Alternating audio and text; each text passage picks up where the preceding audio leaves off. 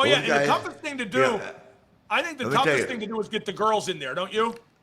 No, but now it's a guy soap opera. In the Well, 80s, now it's the sausage party, let's be honest. yeah, okay, but you don't understand. When I first met those guys, were leaving another team out that was incredible as Midnight Express. No, we're going to get to them in a few minutes, actually. Yeah. Okay. So when I first met those guys, I was wrestling for Watts in Tulsa, and Cornette was there, and I mean, God, they had a full scale riot.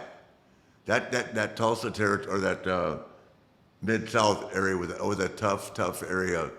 If you had some heat going in or out of the ring, and Cornette was fearless. I got to tell you, because he would get the shit beat out of him, but he came in back every time, and they sold out everything. I could be wrong, but I think that the Rock and Roll Express and Midnight Express probably drew as much money as JYD. Oh, in Mid-South? I think that's probably correct. And I think Yeah, probably, a little less, but they're right there. They're number two. yeah, and They maybe were, for a longer time, too, yep. because they kept going back to it. And how much did the music and the rock and roll appearance have to do with the Rock and Roll Express's success? Because that was kind of groundbreaking in that day, wasn't it? Them Yeah, and the it was. Freebirds. Yep. Yeah. And guess who invented that? Michael Hayes. I still talk to Mike a lot. What, Michael Hayes invented the Rock and Roll Express or the Rock and Roll concept with the Freebirds? He invented music. I'm Oh, going to putting give him music credit with that. the entrances and so forth. Yes. Yep. He and Keith Mitchell. Where did the rock and roll peak? You mentioned Mid-South. I'm wondering if it wasn't Crockett in the mid to late No, 80s. most definitely Crockett. Only because it was a bigger territory. You know what I mean? We're talking about going. I wrestled Ricky Morton in a cage in Charleston, West Virginia. I mean, part of the Great American Bash. We just sold out everywhere.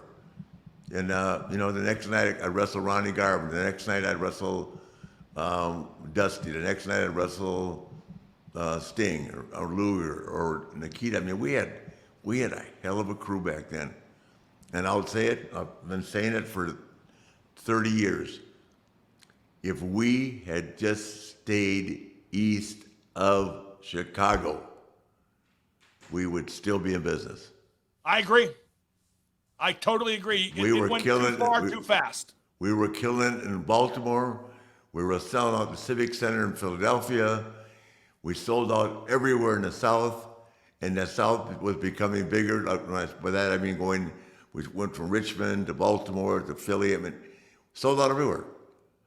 We first a couple of times we went up to Philly, we didn't have anything except me and Magnum and me and Steamboat going an hour, and then me and Magnum going an hour, and then coming back, and we finally built it where we're sold out, and we would be sold out at the same time that the WWE was in the Spectrum, and then we'd all go back to the Marriott and party. How come the rock and roll never got a shot, a lengthy run in WWE? I'm not sure there's an answer to that, but it's worth saying. I don't know. I don't have the answer to that either. Did they fit the WWE mold? I mean, they were real small for WWE, and they were too Southern for WWE too, and that was a factor no matter what they might say now.